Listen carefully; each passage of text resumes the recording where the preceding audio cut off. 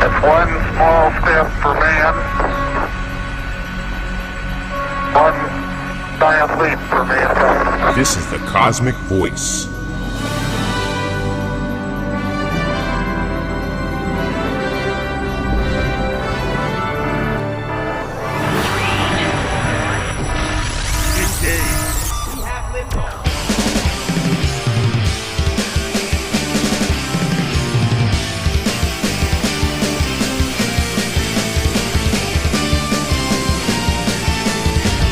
Cosmick Voice. Music, talk, and nothing but business with your hosts, Chris Natalini and Mick Michaels.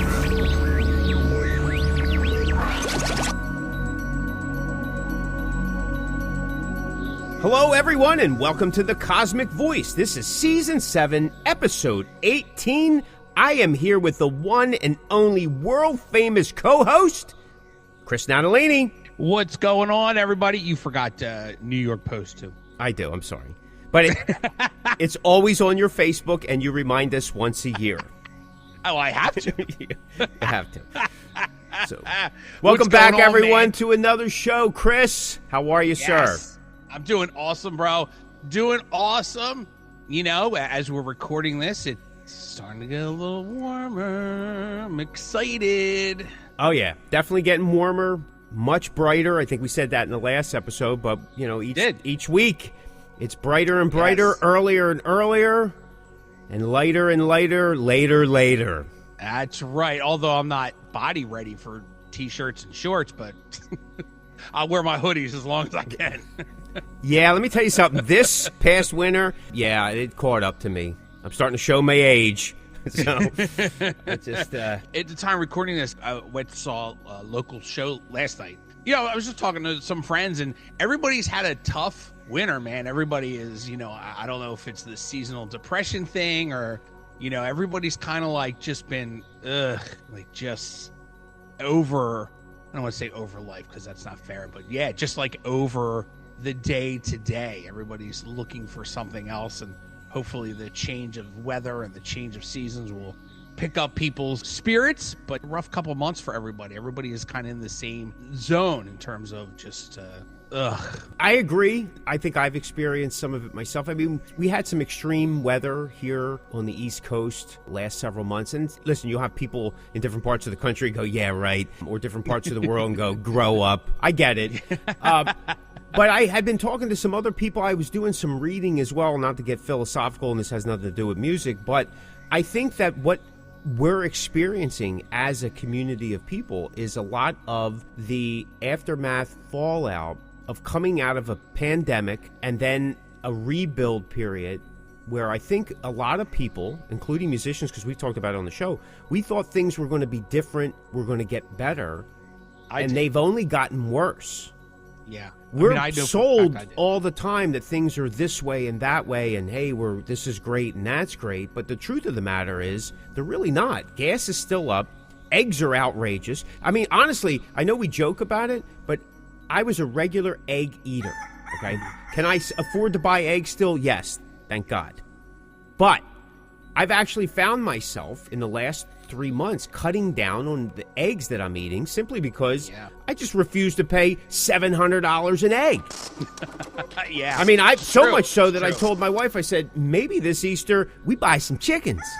Yeah, right, exactly. So that next year we're ready to go. I mean, I've actually seen a rise in developmental areas that people are starting to have chickens in their backyard. Yeah, it's not a relative of my wife's just got like 30 eggs from a friend of his from their chicken coop.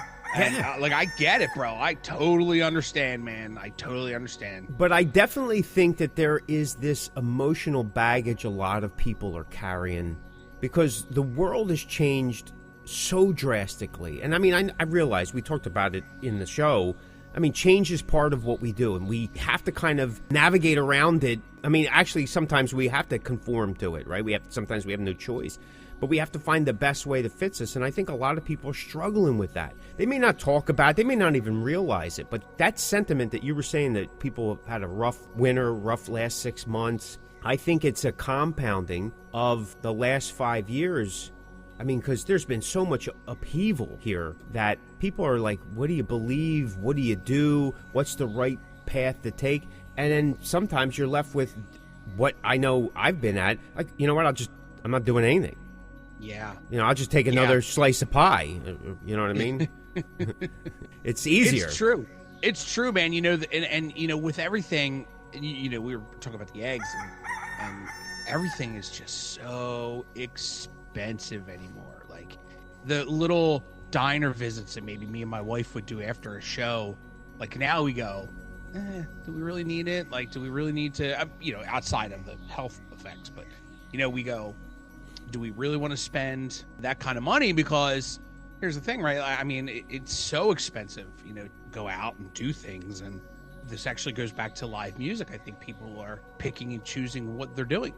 I think that's why our local scene, at least here, I can't speak for everyone else, but I think it's a lot of reason why our local scene at our level is suffering, because people are picking and choosing what they want to do. It's a perfect example. Again, like I said, I was at a show last night, and it was a free show at a really nice bar. 3 bands, you know, 9, 10, and 11. We were out we got out late because we were hanging out talking, but, you know, the show was over just about midnight.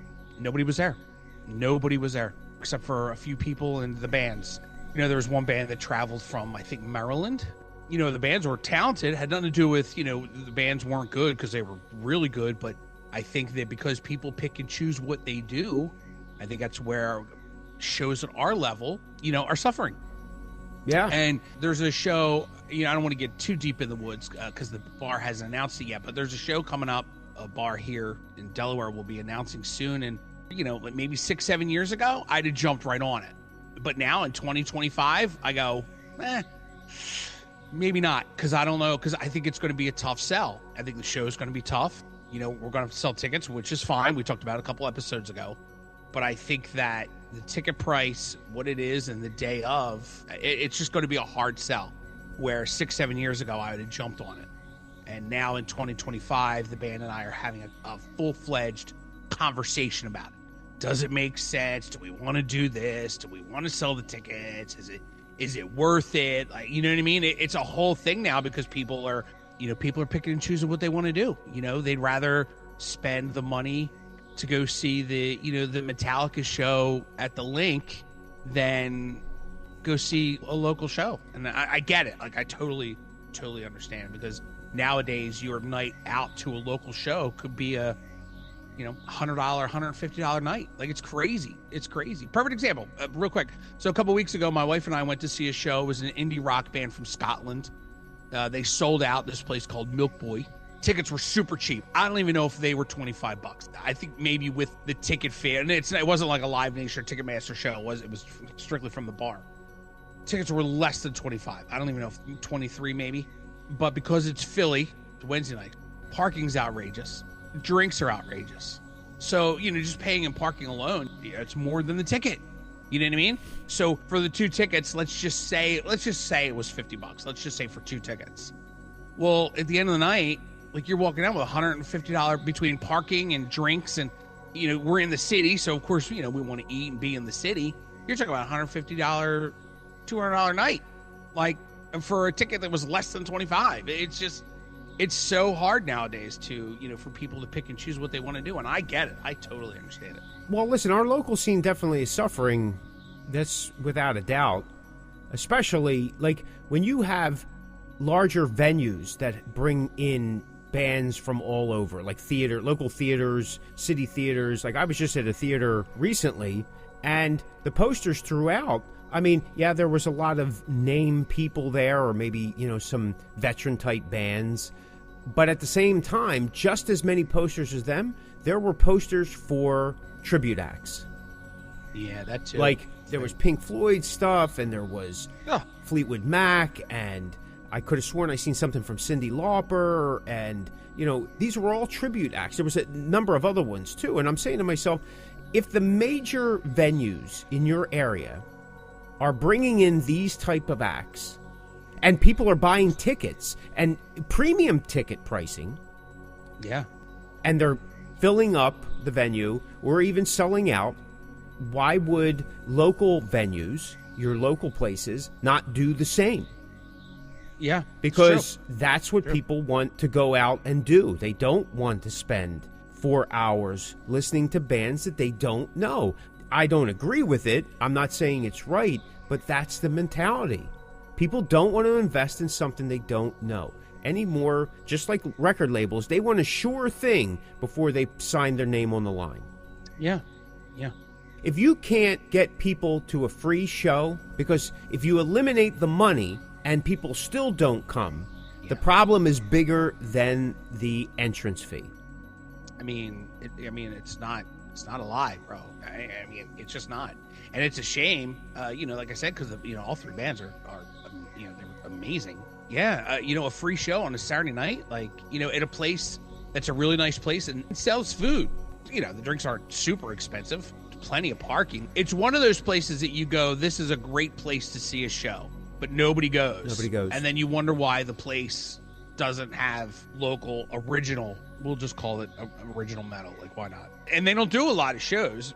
They don't have a lot of bands. And I go, I know why. Because people just don't come out to see live original music. Now, if they had a cover band in there, or a tribute band, whatever you want to call them, we could be having a completely different conversation, but we could be. I mean, we are referring to, without saying it, like you said, rock and metal bands, because we have seen that some of these folk, acoustic guitar players, even country, they're doing a mixture of originals and covers. And that's a natural thing now, especially for smaller type outfits, or, an acoustic duo or guy with a guitar, or, you know what I'm saying? There's a lot of that, and it's acceptable. Like, it seems okay. But they don't get the same type of reaction, in a sense, like negativity, when you take a rock band or a metal band that does half and half. Yeah. Like we catch more flack. Yeah. We catch more flack even from our own. Well, are you a cover band, or is your originals not good enough? Which one are you?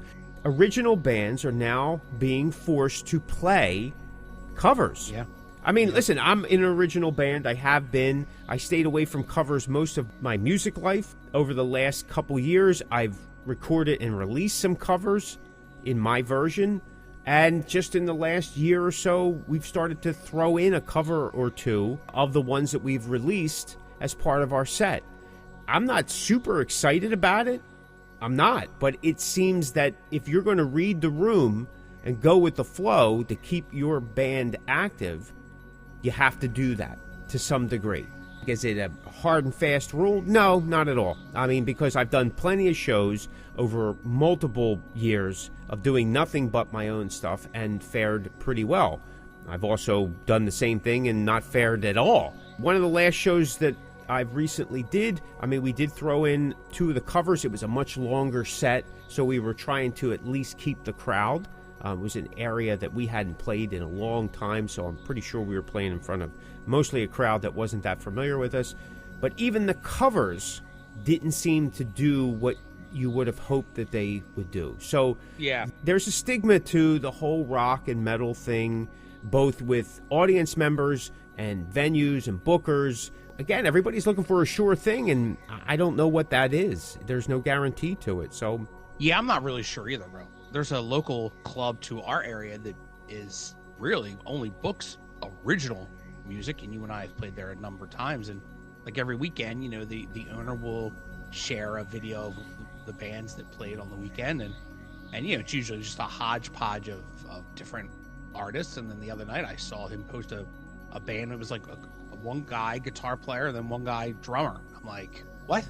He said the night was a good crowd. Now it's a smaller place, but good crowd's a good crowd. Don't matter, what it is. And I'm just like, people just want to play. I get that. And finding musicians today is near impossible. No one wants to make the commitment. No one wants to give the time.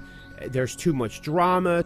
I played many of a show with just two players, guitar player, drummer. I played with a band that all three players up front with the drummer were bass players. They couldn't find a guitar player, or maybe there was some kind of shtick. I don't know, but it happens, right? So it's just the way it is. That's that intestinal fortitude that musicians have that just keep going. Just figure out a way, make it happen. It's not going to be for everybody, but at the same time, you got to kind of salute these guys. It's like, hey. Absolutely, dude. Because I'm like, this is a team of 2 people that go, well, we can't find this person, can't find this person. I don't know, let's just figure it out and do it. And I go, damn, man, like, maybe I just need that. Maybe I just need that attitude to go, hell with it. Let's just do it with what we got. Let's just do it what we got. I hear you.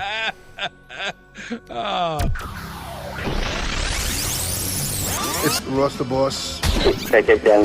Johnny D from Britney Fox. This is Stephen Pearcy from Rat, the Rat Bastard. You're listening to the Cosmick Voice. All right, man, let's do it what we got then. So Yes, this let's do episode is our annual or seasonal, however you want to put it, Q&A episode. So we put out a post or 2 over the course of the season. This is season 7, asking listeners to send us some questions. Yeah. And we've gotten a small handful of questions. So Cool. I'm just going to start. With the cover and tribute bands dominating the local scenes, do you feel history is repeating itself, being much as it was in the 70s and early 80s? Will things turn around? What do you think, buddy? Wow. That's a good question, actually. Because, you and I have spoken about this before, and I remember back when we were younger, a lot of cover bands were dominating our area. I think everything comes around eventually. I do. I think it's just a natural way of things. I mean, it may come around and be a little different, but I think everything kind of comes around. I mean, you and I are in our 50s, and, we've been here a long time, and we've seen it, right? I mean, we've seen metal come and go, and when you look at the current state of metal on your local streaming service, we may have to have a deeper conversation of what is metal, quote unquote, finger quotes, because a lot of things that I see on my Spotify, I go, I don't understand this, but that could be the resurgence, right? Because it changes when it comes back.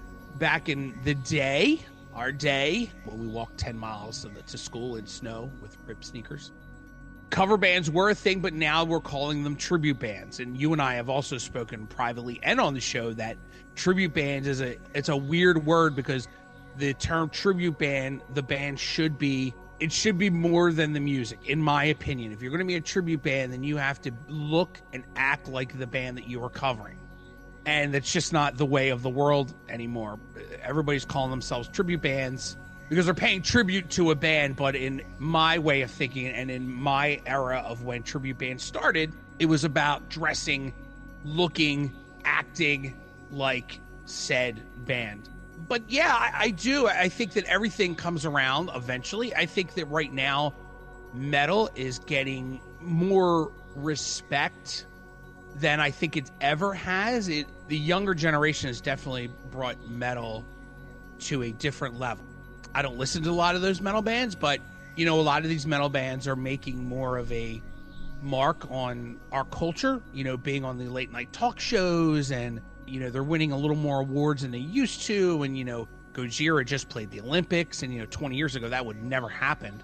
No matter how they got that gig, they still got the gig, right? I mean, it doesn't matter. And, we may never see a metal band at the Super Bowl, but I just think that, in my opinion, looking at the world, or the industry, and looking at what I see on my Spotify all the time, I think that, a lot of those numbers are fudged. We've talked about that also. But I feel that metal has definitely a little more prominence than it has in the past. And that's something that just come around. When I was younger, metal wasn't a thing. And then all of a sudden it exploded through the 80s, right?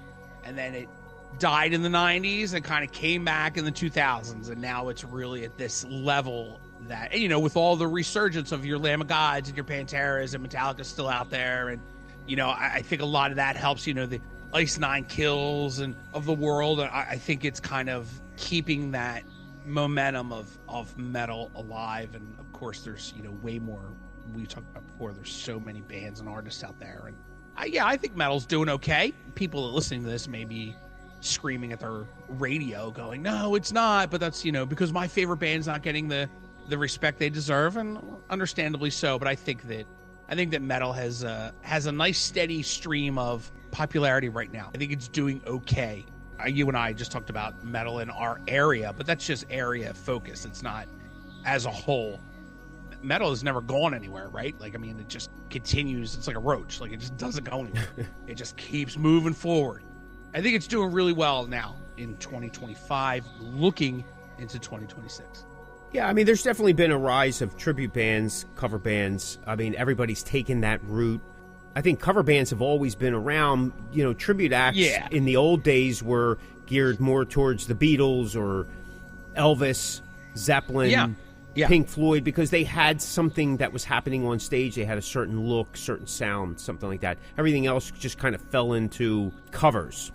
Maybe a Peter Gabriel Genesis type of thing, or, Bowie, Ziggy Stardust, some of that stuff. But like you said, Kiss, they were looking like the artist, acting like the artist, that kind of thing. Yeah.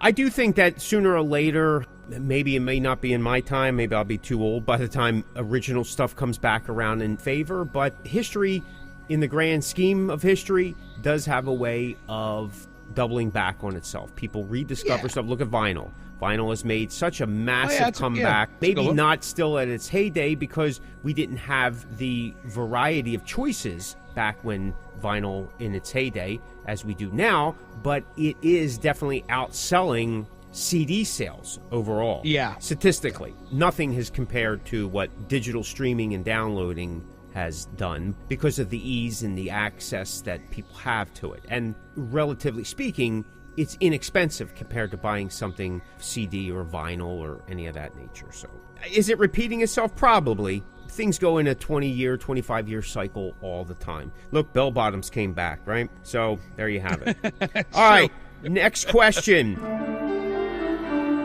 Should local and regional bands look to compete more with national bands? What do you think, bud?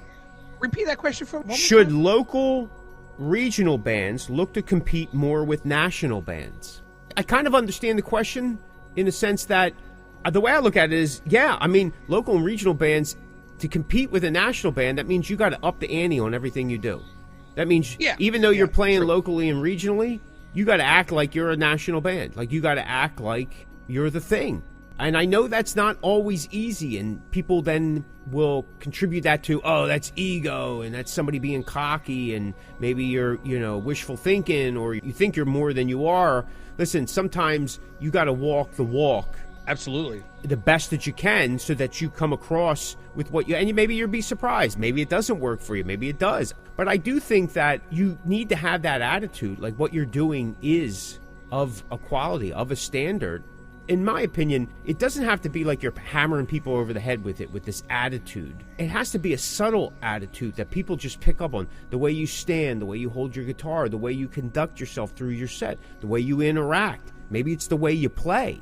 Maybe you do need the level of playing, because just a level of playing doesn't mean you have to be Yngwie Malmsteen, but whatever you play, you need to play it well and look like that's what you're supposed to be doing. That in itself could set you apart from other bands. You may not have the greatest songs, but if you're solid, on the money, presenting yourself in a certain way, you've already put yourself someplace else than 99% of the other bands. Chris, you know it. You see it all the time. That's why bands come and go all the time. All the time. There is some truth to that last man standing. Like, bands that have been around for a while. Yeah, there's that thing, well, how come they never made it and all. Well, listen, that's, maybe they never had the money. Maybe they never had the luck of the draw. I don't know. But there is some truth to why this band is still around. They play well together. They write solid things. They have a consistent track record. Maybe it just never broke where it needed to. How many great bands never broke? David Johansen recently passing. Everybody talks about the New York Dolls now. And listen, they were a band that never really broke. The Ramones are known worldwide.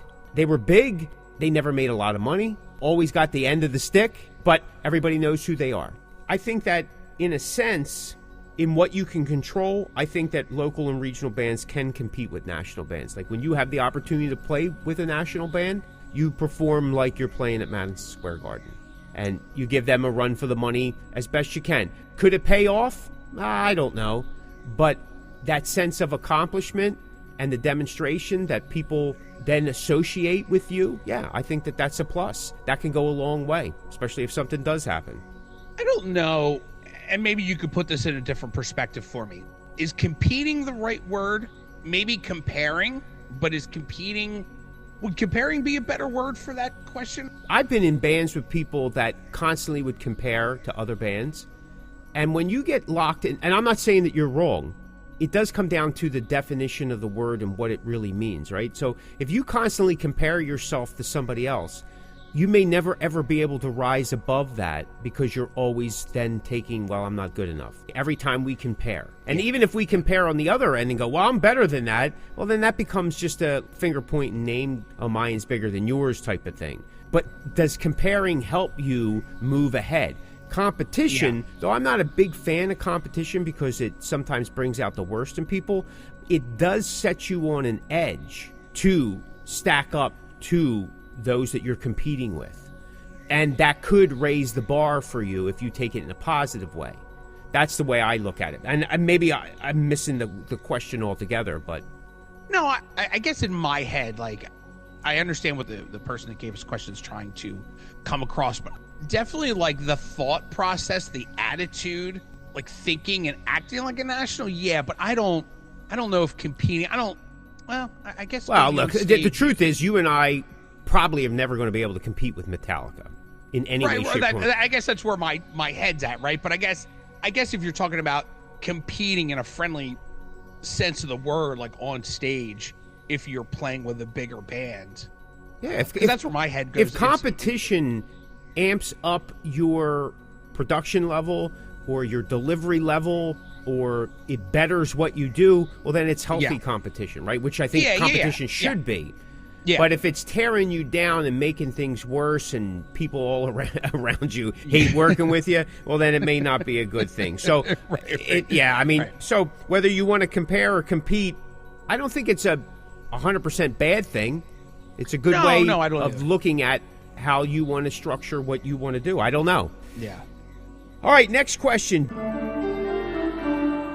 Do you think venues having house bands is a good thing that could actually enhance the local scenes? I'm not even sure do venues anymore have house bands? I mean, when you and I were kids, there were a lot of bands that became house bands. Yeah. I don't believe venues do. I mean, no, I don't think so. I mean, not off the top of my head anyway.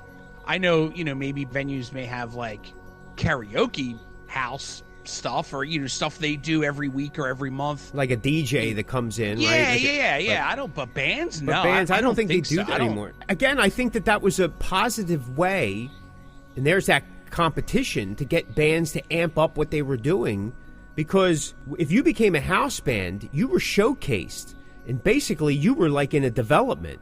Like that venue was developing you as they were building an audience for you and themselves. They were bringing in money. I mean, there was a lot of opportunity that I think could possibly be helpful to the scene. I also think that these guys then were playing, like, see, again, we go back to nobody wants to book a band 2 times in a row at the venue, whether that's back-to-back nights, unless you were Kiss, or even within 2 weeks of one another. I've had difficulty getting into places like 6 weeks to 2 months out if there was a difference. And then there was that rule for a while, you can't book in the area within a certain amount of miles 2 weeks before, 2 weeks after. Some people still adhere to that, but at the same time, the truth of the matter is, even back then, yes, you had a mix of people going from this venue to that venue to this venue to that, but the majority stuck to that venue. That crowd was a built-in crowd. I think that it would be a good thing. I think we'd get a lot better bands, and we would get some bands that people go, hey, you got to go check out this band. Yeah, I agree with that, especially because these bands have a time to hone their craft, and that bar may not be packed every all the time, but but at least the band's performing and learning and getting used to being on stage. So, because how many times have you seen a band and they're so tight because they play all the time together. So, yeah. I mean, that's a cool thing, Yeah, I will say this while we're talking about it, I guess there's a thing to be said about bar restaurants too, right? Like how many times have you gone to a restaurant and there's the same three guys just kind of playing, light stuff? Oh, sure. A lot of times. But, Well, again, yeah. these keep in mind, though, these guys, even back then, prior to 85, 86, those house bands, they were playing multiple nights. They were playing covers, too. Yeah. Oh, yeah. So if that happens, again, the idea of tribute cover bands would also probably take the reins of most house bands. So, I mean, we keep trying to push the original scene. I do think it would be a positive. It would give people something to strive for, but it would have to definitely be a balance of covers and originals, in my opinion. But who knows? Yeah. Okay, next question. Is it worth selling CDs on eBay, Craigslist, or Facebook Marketplace? Well, I've sold CDs for my band on eBay. I've never done Craigslist or Facebook Marketplace. I mean, I've never done it, but I don't see anything wrong with it. I mean, whatever gets the music out there. Yeah, I mean, why not? I mean, like I said, I've had some luck with eBay over the years. Of course, you have to give them at a certain pricing so that you could, where you're either beating Amazon or something like that. I know a lot of CDs you often see now on eBay. You buy them and it's free shipping and stuff like that. People love free shipping. Craigslist, I've never... I mean, I look at Craigslist every so often for things, but I never really bought anything off of Craigslist. And Facebook Marketplace, I look at stuff once in a while. I sold some tires on there, and I've tried to sell tickets years ago, but never seemed to really work out. But eBay, that worked. But like Chris said, if there's a marketplace that people will look at, there's always a possibility. I guess it's all in the way you structure the ad or whatever they call it. Yeah, hell yeah, man. Hell all yeah. right. You are listening to the Cosmick Voice with your hosts, Chris Natalini and Mick Michaels. All right, here's a question. Why do you think venues don't respect bands? We don't shower often? I don't know. To be blunt, I think it's a catch-22. I think because some bands don't respect venues. Well, yeah. Listen, the artist has always been the last link in the chain, hasn't it? 100%. Yeah, 100%. they're the low man on the totem pole, and it just carries over. Yes, I think it's a lot. I think that, yes, bands don't respect venues, but that's always kind of been a thing. Like, venues have never really respected. I have never, in my career, I could probably count on less than one hand that I've actually had issues with a venue or a venue owner. I think it goes both ways. Like I said, I think that bands don't respect the venues because the bands also think they deserve certain things. Some bands think they deserve the respect, and when they don't. Right. But like you had said, the artist has always been the last on the list. I think it also comes to light, too, when you talk about bringing people in. And that's something that we have issues here in our area.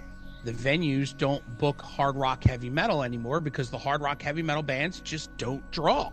So they don't want to spend a Saturday night with an empty bar. Perfect example is how the metal scene has been operating in the Philly area in the past 2 or 3 years. No metal shows, and I'm not talking about on your local level. I'm talking about on your BC, even A- level bands.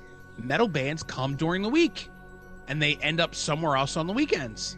I can't tell you the last time I saw a national or semi-national metal show on a weekend in this area. I was talking about this with a couple of friends of mine last week or week before. It's almost like the culture now is playing Philly on a Tuesday, Wednesday, or Thursday night, and then end up in Baltimore Thursday or Friday, and then New York, obviously, on the weekends. I get it, but it was never like that. It is never like that. So the culture is playing this area, and I'm only speaking of this area. I can't speak of anywhere else, obviously. Playing this area during the week. So I think that has a lot to do with it, too. I think that, venues don't respect bands because the bands just don't draw numbers. And there's, also bands drop off shows at the drop of a hat, especially sometimes day of or on the way. Now, obviously, listen, things happen, and I understand that, but sometimes bands just go, I don't feel like playing tonight, or this show's not going to be good, and then they'll bail out the day of. And I think that that's one of the major reasons why venues just don't respect bands anymore, especially hard rock. You're right. It is a two-way street. I've played tons of venues.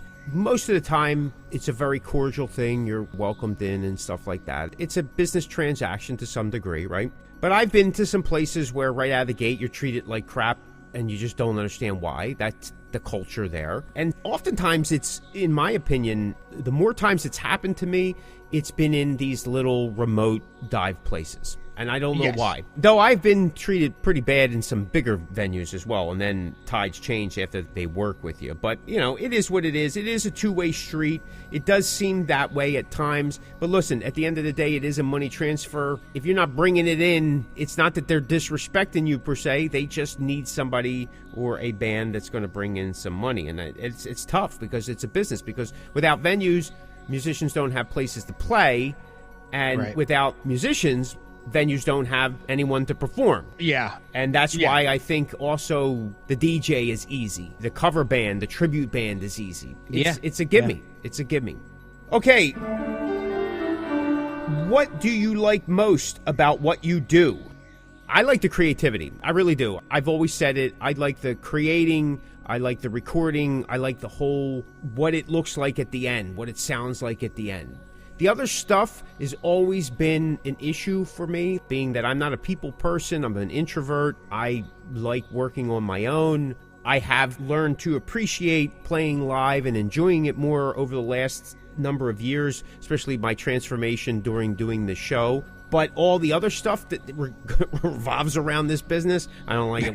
I don't like it, and I'm not afraid to say it because it goes with everything that we've talked about. But the creative process, I guess what the core of an artist, whatever that is to you, does or is, to me, that's the part that I like the most. I like at the end saying, look what I have. I went from an idea, went basically from nothing to something. And to me, that's awesome. That's the magic. I think for me, too, it definitely creativity. I mean, that's definitely something. And I've appreciated the creativity process as I've gotten older, you know, when we're in a room together and everybody's hammering out ideas and I'm writing lyrics as the riffs being worked out. And I've definitely have appreciated that. But for me, it's always been the live performance. It's always been looking into people's eyes and seeing that they're having a great time.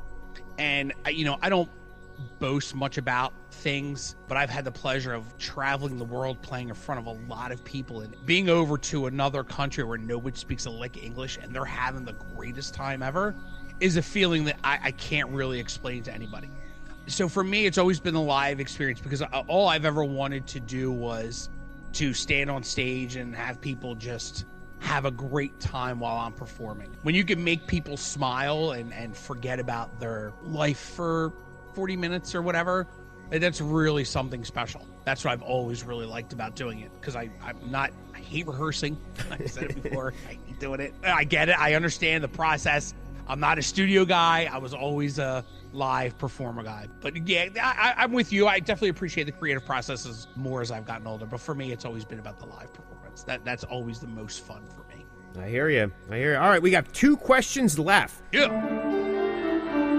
You guys have all this information about doing things to be a successful artist, but neither of you has really made it. How do you account for that?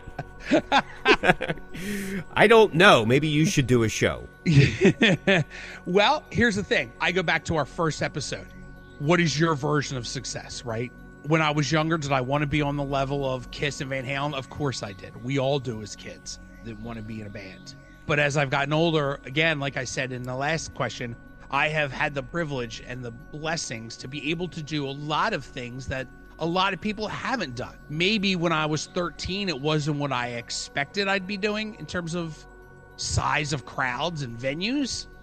But in my 50s, when I've done it, I go, this is where I want and need to be. This is my success, right? And again, like I said, I've traveled the world. And even in the States, I played some really amazing full-packed shows. And you have too. Like, I've seen you guys at the infamous Trocadero here in Philly and you know, when it was around in front of a packed house and watched people go from not knowing who you were to huge rounds of applause by the end of your set. So you get it too. Like, that's our version of success. Like, that is a success that most people in bands will never get a chance to feel. So go back to our first episode, whoever the person who dropped that question is. What is your version of success? Because our version of success is exactly what Mick and I have accomplished, because we earlier in life realized that we're never going to get to the level that we'd hoped when we were teenagers.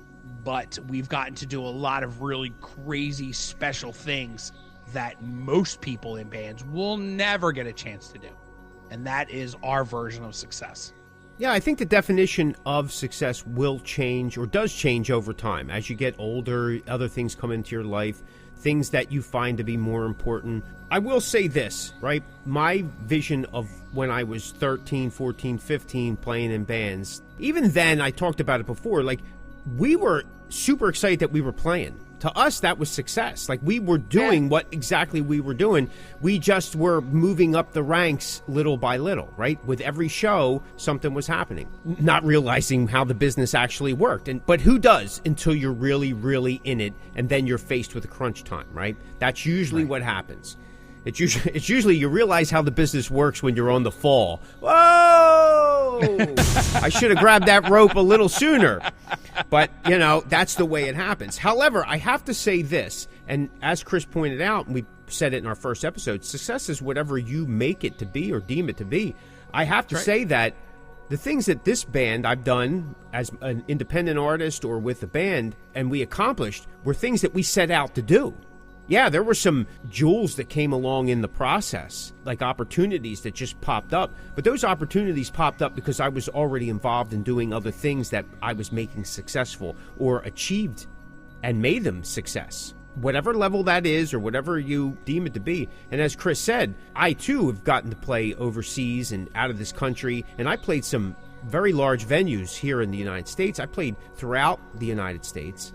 And it's been exciting. I mean, I played to a packed house at the Whiskey A Go-Go. And let me tell you something. It's an amazing thing. And unfortunately, I didn't get to enjoy it the way that I should have because I was trapped in that other thing. Yep. And I talked about it on the show, and I've learned my lesson. But I still have the memory of it. I do remember some highlights of it that make it all worth it. If I lost that perspective, that's the downfall of it, because then you miss some of these things. That Trocadero show that I did several Trocadero shows, but the biggest one that I did, I mean, that was an amazing, amazing thing. That I remember a lot of, even though there was still some of that, because you're always trying to work to something more. But I do have to say that a lot of the things that I set out to do, thankfully, I've been able to achieve to some level. And that, looking back at my history and where I came from, that wouldn't seem to be possible.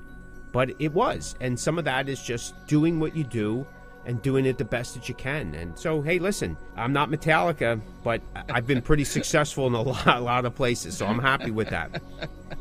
Anyway, last question.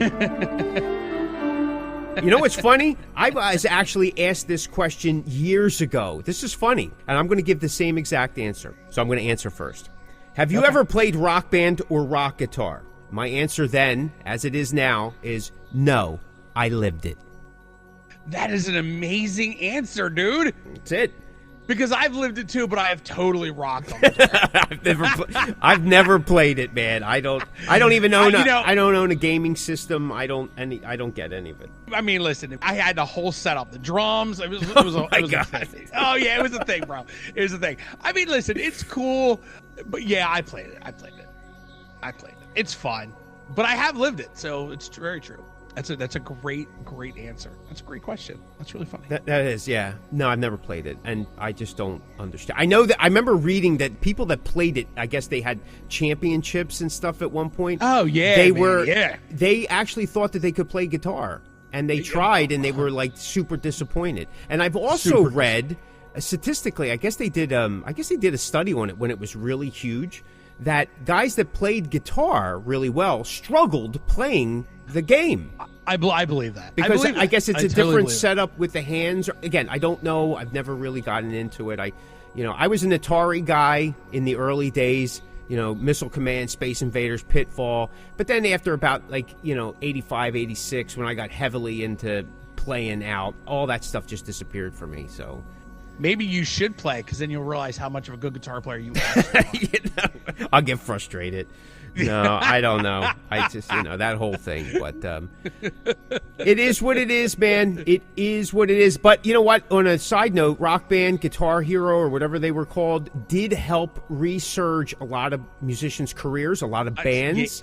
Yes, and it did. The It rock really and did. heavy metal kind of brought that up. I'm not sure what year that came out. That was in the 2000s, yeah? It was in the it was 2000. So you got a lot of people, a lot of young people, which then gave growth to these rock and roll fantasy camps and the School of Rock or something like that, right? Yeah, right. absolutely. And even the Yep, movie and yep. so on and so forth. So Yeah, there was yeah. definitely some benefit to that. So thank you to those creators, but no, never played it.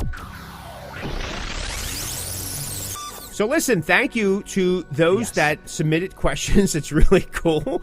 I'm just amazed that people even respond to our posts. So thank you so much.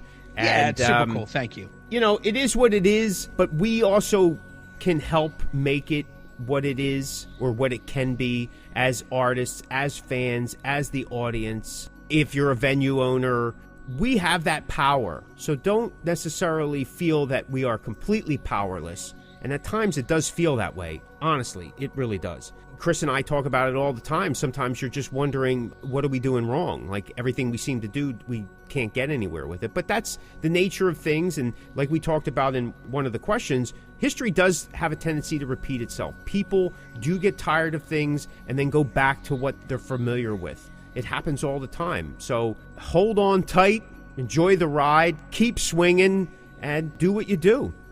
What do you think, bud? Yeah, man. Thank you very much for the question. That's amazing. I am. I'm always happy when people actually see our posts and listen to the show and let us know. So that's really cool. I appreciate the question. Thank you so much. Yeah, man. Keep shooting for the stars. I mean, that's it. That's all we could do, man. That's all we could do. Absolutely. If you like that episode, check out some of our other episodes at www.thecosmickvoice.com. Step into the Cosmickverse and fill that void. Thanks so much for listening. This is the Cosmick Voice. If you have a question, a topic idea, or something you want us to address, just contact us through our Facebook page at The Cosmick Voice. You can listen to The Cosmick Voice at Spotify, Breaker, Apple, Google Podcasts, Radio Public, Pocket Cast, and at thecosmicview.com. Check us out on Facebook at The Cosmick Voice. All right, folks, that's going to do it for us. If you're hearing this message, you've listened to the entire episode. And for that, Mick and I would like to thank you from the bottom of our hearts. And we hope you enjoyed this new episode. And if you did, please leave us a review on Apple Podcasts and Spotify. Also, feel free to let us know what topics you'd like to see covered in future episodes of The Cosmick Voice. And you can get in touch with us through thecosmickvoice.com and, of course, all of the Cosmick Voice social medias. Take care and be safe.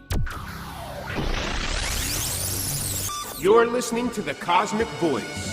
Music, talk, and nothing but business.